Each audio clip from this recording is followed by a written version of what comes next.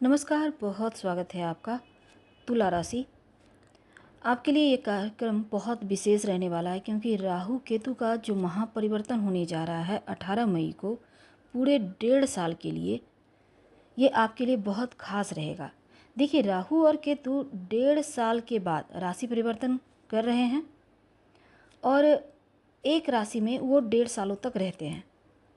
अब तुला राशि के लिए आने वाला 1.5 साल कैसा होगा, राहु केतु के नज़रिए से बहुत विस्तार से समझेंगे क्योंकि राहु आपके 5वें घर में आएंगे और केतु 11वें भाव में, और ये प्रेडिक्शन चंद्र राशि पर आधारित है। अगर आप जन्म कुंडली का विश्लेषण करवाना चाहते हैं तो व्हाट्सएप नंबर पर बेशक मैसेज कर सकते हैं। राहु और केतु को अगर हम समझें तो क्या है, राहु केतु छाया ग्रह हैं। आधुनिक दुनिया में जो एआई है, जो संचार है, इसके कारक भी राहु ही हैं।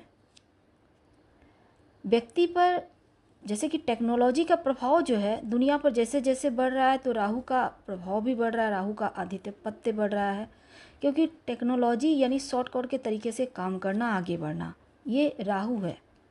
राहु केतु का यहाँ बहुत अहम भूमिका होती है। तो राहु केतु के नाम से भले ही डर लगे, पर राहु केतु, हालांकि ज्योतिष में पाप ग्रह की संज्ञा दी गई है, लेकिन जब देने पे आते हैं तो व्यक्ति को रातों रात अरबपति खरबपति भी राहु के बनाते हैं। शॉर्टकट तरीके से जो धन देता है वो राहु है, केतु है। टेक्नोलॉजी से जुड़ा कोई कार्य करते हैं तो राहु के अंतर्गत है। राहु क्या देता है, आपके अंदर रणनीति का गुण देता है, यानी एक अच्छा रणनीतिकार बनाता है। चालाकी देता है, चतुराई देता है, समझदारी देता है और राजनीति का मास्टरमाइंड भी बनाता है। तो इन चीज़ों का कारक राहु है। अगर आपकी कुंडली में राहु अच्छे स्थान पे है तो बहुत अच्छा है, लेकिन अब हम समझ रहे हैं, चूँकि राहु के बारे में हमने कहा कि व्यक्ति को रातों रात स्टार बना सकता है, अरबपति खरबपति बना सकता है।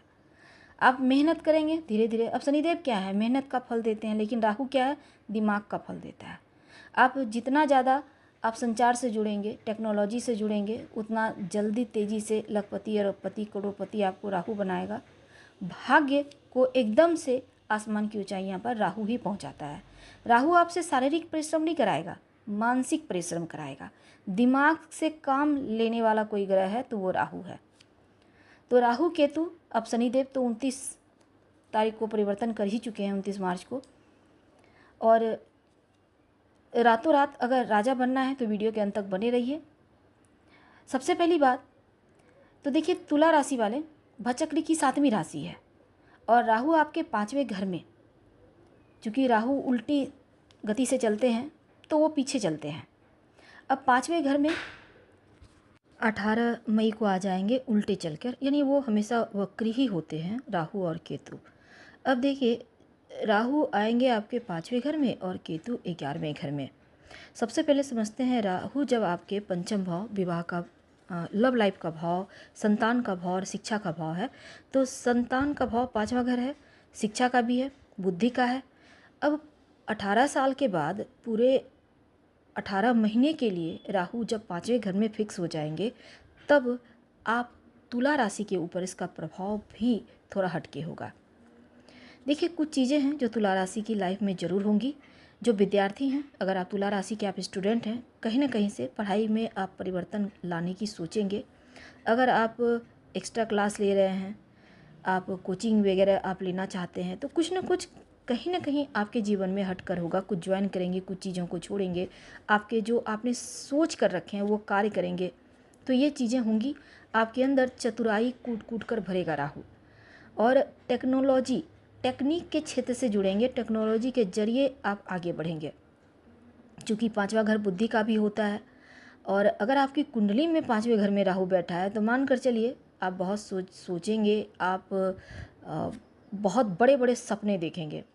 चलिए, हम वर्तमान की बात कर रहे हैं, तो राहु आपकी सोच 5वें घर में बैठेगा तो आपकी सोच को बहुत चतुर बना देगा, आपके अंदर समझदारी भरेगा। 5वें घर में आपका जो साइकोलॉजिकल बुद्धि होती है, यानी जो आप सोचते हैं हमेशा तर्क से, मन से, ये चीज़ें बहुत बेहतर हो जाएगी।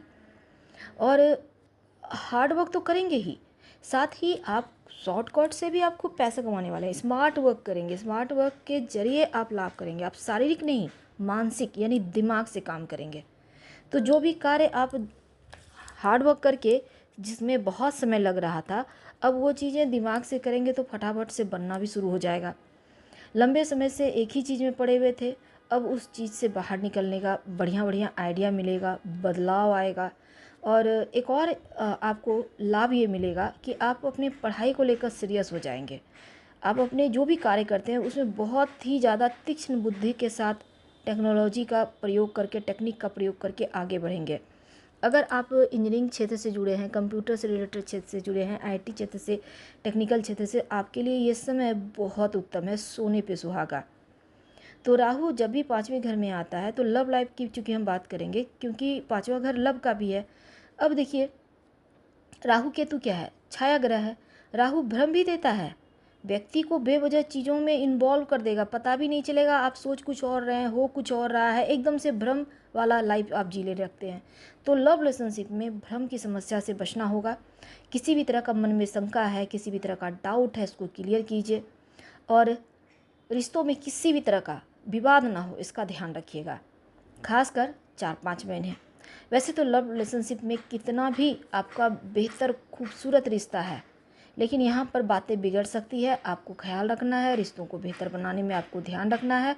और अगर आप जैसे एक्स्ट्रा मैरिटल अफेयर जैसी चीज़ों में भी आपको दे सकता है, यानी कि आप वैसे किसी एक से अगर आप लव रिलेशनशिप में हैं तो हो सकता है किसी और पे भी दिल आ जाए, कोई और भी अच्छा लगने लगे, तो ये चीज़ करवा कर अफेयर करवा कर आपको ब्रेकअप भी करवा देता है। तो ये चीज़ राहु करवाता है।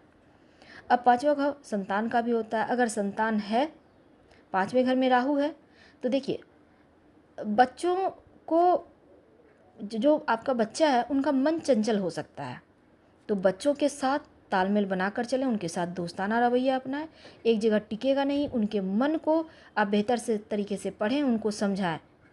और बच्चे, हालांकि जो आपके बच्चे हैं वो मन मर्जी के मुताबिक काम करना चाहेंगे, ऐसे में आपको हर तरफ नज़रें बनाए रखना आवश्यक है। हालांकि आप संतान प्राप्ति के लिए अगर आप प्रयास कर रहे हैं तब थोड़ा सा देरी करवाएगा, लेकिन आप अगर चाहते हैं संतान प्राप्ति तो भगवान श्री कृष्ण का मंत्र का जप करें, क्लीं कृष्ण क्लीं। इस मंत्र का जप करने से संतान की प्राप्ति की खुशखबरी बहुत शीघ्र मिल जाते हैं, या आप संतान गोपाल मंत्र का भी जप कर सकते हैं। अब देखिए, राहु की दृष्टि आपके पहले 11वें पर पड़ेगी, तो ऐसे में क्या होगा, आप कोई भी काम करते हैं साइड इनकम के सोर्स बढ़ेंगे। और पहले घर पर चंद्रमा पर जिसको कहते हैं, राहु की दृष्टि होने से चंद्रमा राहु ग्रहण दोष लग जाएगा, तो किसी न किसी तरह से मन में वहम हो सकता है, बेवजह की चीज़ें आ सकती है समाज में। हालांकि कुछ चीज़ें आपको भ्रम में डालेगा, पर ध्यान रखिए केतु आपके 11वें घर में है, और केतु का 11वें घर में बैठना कोई सपना पूरा करवाएगा, कोई आपका जो बहुत लंबे समय से आप ख्वाब देख रहे थे वो पूरा करवाकर आपके जीवन में खुशियाँ लाएगा, और हर तरफ आपके ही जलवे होंगे। वैसे तो देखिए, यहाँ पर केतु आपके लिए बढ़िया है, खुशियों का कारण बनेगा, और दिमाग आपका थोड़ा सा डाइवर्ट हो सकता है, इसका ध्यान रखिएगा। हालांकि प्रॉफिट में रहेंगे, ज़्यादा सोचिए मत, पॉजिटिव सोच रखिए। रोज़ भगवान सूर्य को प्रणाम करके गायत्री मंत्र पढ़िए, ताकि सही समय पर सही डिसीजन ले सकें। और चूंकि आपके ऊपर न 7.5 है न ढैया है, तो शनिदेव भी आप पे प्रसन्न है, और देवगुरु बृहस्पति भी आपके लिए 15 मई को 9वें घर में, तो ऐसे में आपके लिए भी समय ठीक है। भाग्य स्थान में गुरु का आना आपके लिए अच्छा ही है। तो हम आपसे विदा लेते हैं। जानकारी अच्छी लगे तो लाइक कर, सब्सक्राइब करें, शेयर करें, कमेंट करें। हर हर महादेव। धन्यवाद।